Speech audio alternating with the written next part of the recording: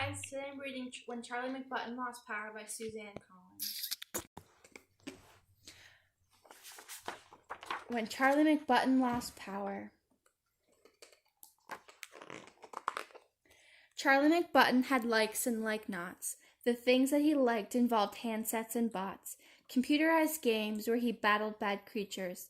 The things he liked not didn't have blow-up features. Then one day a thunderstorm blew into town and brought his tank empire tumbling down. A lightning bolt struck an electrical tower, and Charlie McButton, his whole world lost power. He looked left, he looked right, and his heart filled with dread. The TV, the lights, and his clock were all dead. He jumped to his feet, his lungs gasping for air. The room spun around and he clung to his chair.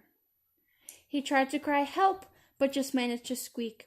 The blackout had blacked out his power to speak. Thank goodness his mother had ears like a bat. She came to his room and she gave him a pat. "Oh, Charlie," she said, picking up on his fears, "the lights will come back when the bad weather clears. You'll have to find something without plugs to play. Read a book, clean your room, sing a song, model clay." Could anything be duller than clay? Soggy gray clay on a soggy gray day. He hated the way clay got under his nails, and how he could only make snowmen and snails. He dove for a gadget he'd outgrown last spring. It was handheld, outdated, not much of a thing, but he clutched the old toy like a lifeline that day. See, it ran on one battery. The size, AAA. He flicked the on-off switch to on double quick, but no happy humming sound followed the click. He unlatched a hatch, and his blood turned to ice. "The battery's gone from my backup device." World records were set in the 10-meter dash, as away down the hallway he flew like a flash, seeking one battery, just one AAA, that would rescue one boy from a gray day of clay. But just when his search nearly drove him insane, he ran past the bedroom of Isabel Jane. His 3-year-old sister was happily walking a doll back and forth, and the doll, it was talking. Now, dolls didn't talk on their own as a rule. They needed a power source, some kind of fuel. In less than a second, he'd made his decision. Call it bad judgment, or real lack of vision. Somehow his head didn't warn of his folly, and Charlie McButton, he pounced on that dolly. He plucked out his prize through the baby doll's dress, and Isabel Jane made a sound of distress. It was just a short walk to the foot of the stair where resided the McButton timeout time chair. To add to the fun of his charm in the seat, Isabel Jane came to play at his feet, and Isabel Jane, the battery queen, had more AAAs than he'd ever seen. They powered her puppies, they powered her clocks, they powered her talkative alphabet blocks. Assaulted by non-stop mechanical chatter, Charlie McButton got madder and madder. He snapped at his sis from his timeout time zone. "How come you can't ever just leave me alone?"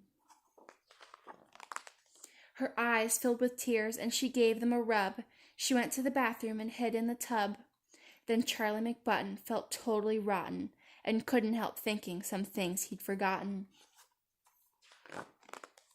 Mainly, he thought that, for sisters that toddle, Isabel Jane was a pretty good model. She clearly adored him. She didn't have fleas. At dinner, she'd secretly eat up his peas. And sometimes, although he'd most hotly deny it, he liked to just sit there beside her in quiet, wrapped up in a blanket, watching TV, her head on his shoulder, her foot on his knee.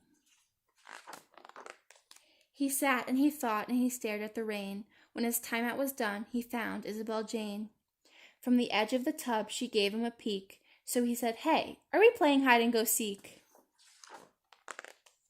She was happy at once and ran into the hall, as she loved playing hide-and-go-seek most of all. They took turns being it and counting to 10. They hid in the plants in the guinea pig pen. And when he found Isabel Jane in her quilt, they decided a big blanket fort should be built. Then the gloom made him think about dragons and spells. So Charlie became the great wizard McSmells, and Isabel Jane, who desired a role, magically changed to his faithful old troll. Between tracking down dragons and brewing up lizards, and handling the day-to-day business of wizards, like forging his faithful old troll a new sword, Charlie McButton forgot to be bored. At supper they ate under real candlelight. The daytime had melted right into the night, and after they'd all been asleep for an hour, the world came alive with a big surge of power.